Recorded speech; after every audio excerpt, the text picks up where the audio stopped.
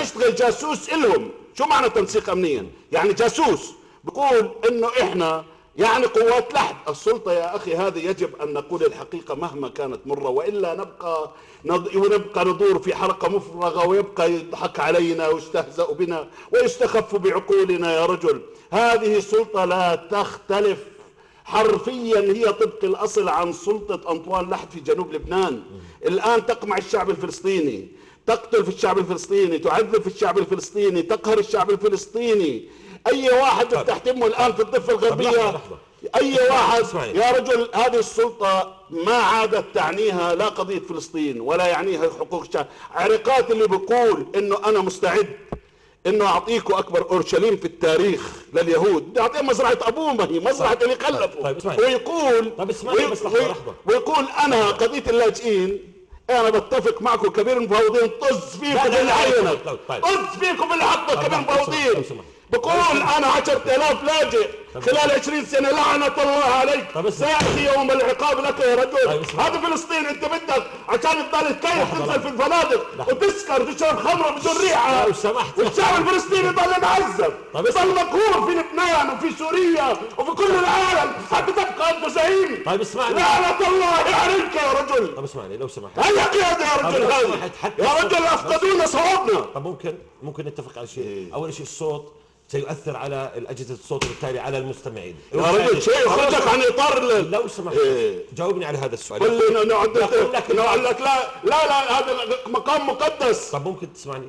يقول معي هذا يا رجل بحاله. يعني احنا جايين نشتم الناس. هذه الطريقة لن نفهم على بعض الطريقة التي يجب أن يصد فيها هؤلاء. لو سمحت لا أرجوك هذا كلام غير يجب أن نبتعد عن المس بالشخصيات. أرجوك حتى الحلقة تمشي بهدوءها وبهذا. ما بصير يا سيد محمد نسب الناس. سيد محمد يقول لك البعض هم ناس يا رجل، هذول تأمر على قضية يا رجل، تأمر على القدس، على فلسطين، على الشعب. 10,000 بدي أعطيهم أكبر أورشليم بالتاريخ يا رجل، بدون صوت عالي. ما هي مزرعة أبوه. حتى نفهم على بعض بدون صوت عالي. شو اسمه أبوه؟ شو اسمه؟ لو سمحت يقول لك البعض انه مثل هذه الخطوات السياسيه، حج عرقات انا عارف، مثل هذه الخطوات السياسيه افضل بكثير من هذه الشعارات الرنانه والطنانه اللي قاعد تطرح لي اياها انت الان على الهواء، والتي هذه مش شعارات، هذا ضمير الشعب الفلسطيني. يا اخي اتحداك يا رجل، اعمل استفتاء الان، قل ما رايكم بالذي يقوله محمد اسعد بيض التميمي؟ اذا ما جاء 99% من الشعب الفلسطيني بالداخل والخارج يقول لك يسعد دينه، شايف؟ وهذا بيمثلنا وهذا اللي بدك بضميرنا. اوعى عمرك تقول لي السلام عليكم. طيب ممكن تجاوبني على السؤال، خلينا نعرف فيه انه مثل هذه الشعارات الطنانه والرنانه النضاليه الكفاحيه لم يعد لها مجال الان في هناك مجتمع دولي، في هناك واقع على الارض الفلسطينيه يقول يجب ان نتعامل سياسيا مع العدو، ليس لدينا الامكانيات لمواجهته، فهذه خطوه من الخطوات الرائده التي تقوم بها السلطه من اجل الحصول على مكاسب. هذا شعارات، تفضل.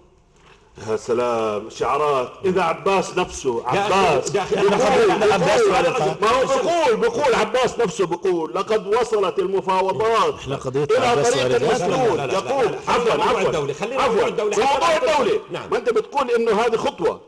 عباس نفسه بيقول ان المفاوضات وصلت الى طريق مسدود بسبب رفض اسرائيل لوقف الاستيطان، لرفض التنازل عن اي شيء. إذا أنت ما دام بتقول إنه إسرائيل رفضت كل شيء، وأنت بتقول أنا ما عنديش خيار إلا واحد إلا مفاوضات أول وثالث، يا أخي لماذا لا تعرض الأمر على الشعب الفلسطيني؟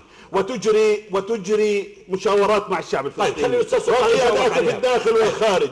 يا أخي عشان نكون إحنا ديمقراطيين زي ما بيقولوا. يعني بشعر بأسى إنه نحول القضية إلى شخصنة ونشتم أشخاص وقادة بغض النظر عن موقفنا منهم. معلش بغض النظر عن موقفنا منهم. أنا هذا بالنسبة لأنه هذا كلام مجاني شعبوي لا يدفع الإنسان. طبعا مجاني، حد الله سابق حقه قرش والله مجاني.